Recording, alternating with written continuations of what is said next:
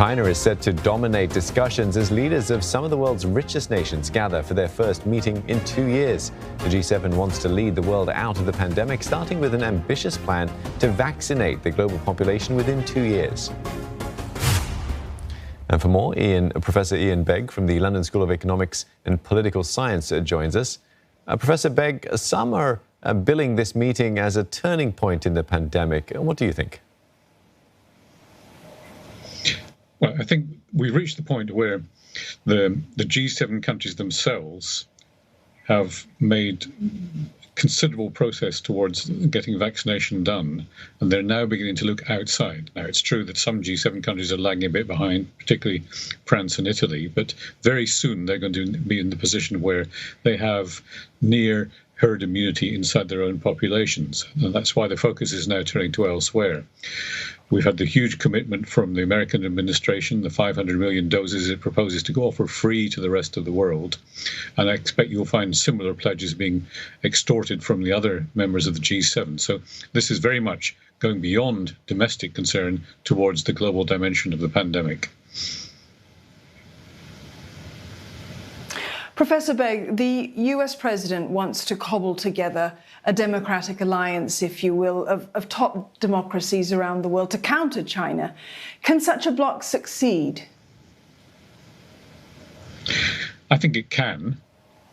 We're almost in a position of what George Orwell wrote about in his book 1984, of three global regions competing: China and its satellites, the US and its various satellites, and Europe.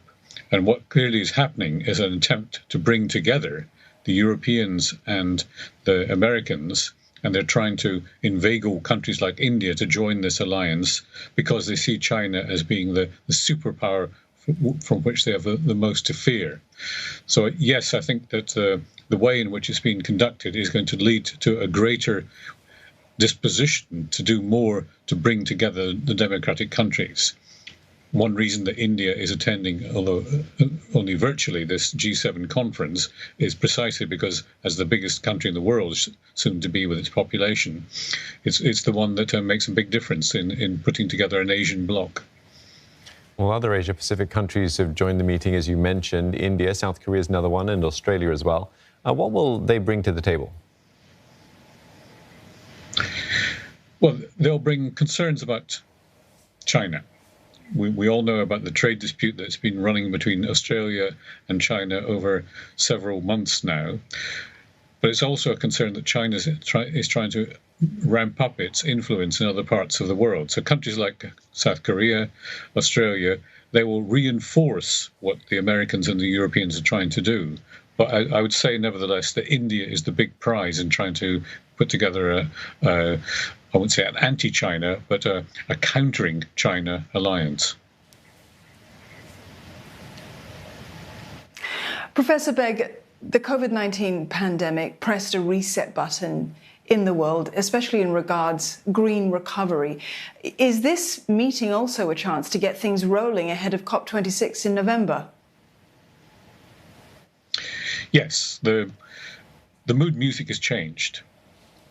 Biden has made clear that the US is back after the years of what Trump was trying to portray, which is an isolationist America, one which was hostile to other parts of the world.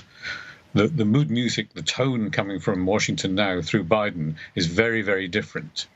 As we know, he immediately restored America to the Paris Accord, something that Trump had pulled the US out of, and one of the big themes of the G7 heading towards the COP26 meeting in Glasgow later this year is to try to play up the idea of green growth, a new Green Deal.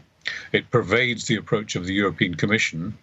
Ursula von der Leyen's entire philosophy for running the European Commission is we must do everything to promote her Green Deal, and as an aside, digitalization. So yes, it's very much the theme of the moment, and one which is going to be strongly pushed at this G7 meeting. Professor Begg, thank you very much for your thoughts this evening. That was Professor Iain Begg there from the London School of Economics and Political Science.